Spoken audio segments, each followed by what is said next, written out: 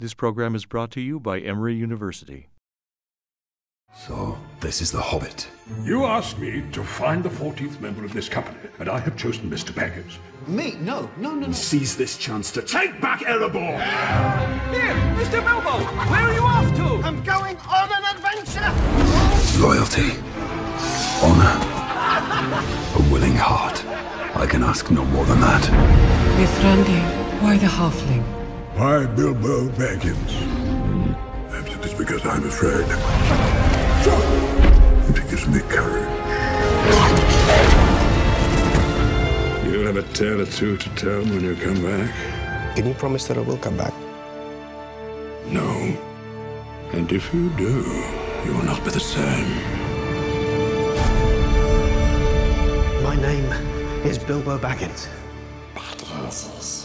What is Baggins's precious? I think there are people who easily view themselves as leaders initially, and those people seek out adventure. They seek out opportunity to exercise that leadership, to have meaningful impact on organizations.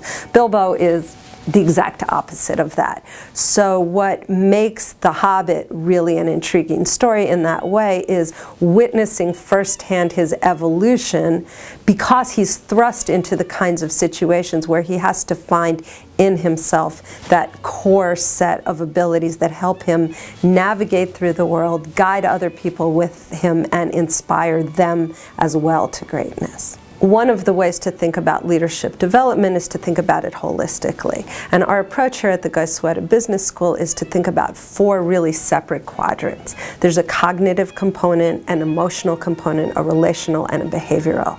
And really, one could look at Bilbo through all of those lenses and watch how he develops as a leader.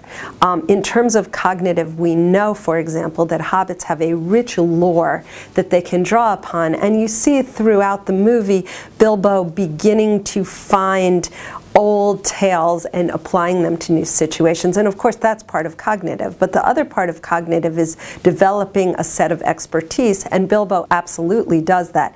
As he goes on these adventures, he learns that he is capable of new and exciting things, and he takes on those roles and enhances his cognitive capacity as a leader. In terms of his emotional understanding, that's probably the area in which Bilbo develops the most as a leader. He is not initially really in touch with the part of him that answers the call to adventure, that steps up, that takes on stretch assignments, that does all of those things. And he gets more and more experience over time, emerging as that kind of a leader. Now, the other part of leadership, of course, is it's no good to be a leader if other people don't follow you.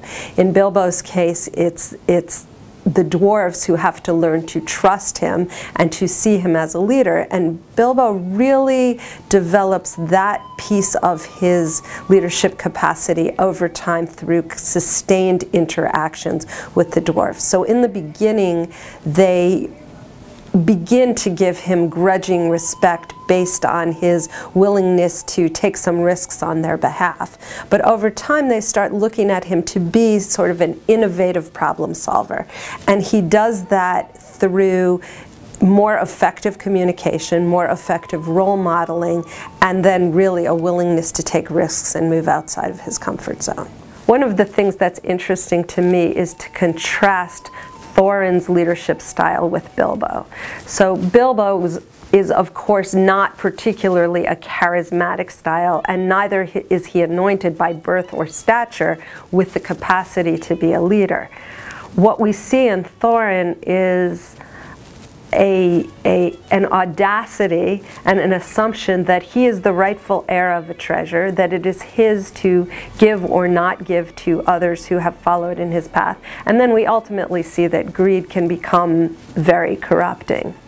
What we see instead when we look at Bilbo is a willingness to be guided by his own moral compass, a compass that does not let him leave friends who are in need, a compass that eventually leads him to sacrifice something of great wealth for a greater good, which is peace, and a compass that suggests that a certain amount of wealth and reward is enough, that more is not always the answer. And I think at the end of the day, what makes Bilbo, to me, a better leader than Thorin is that he stands for something greater than himself.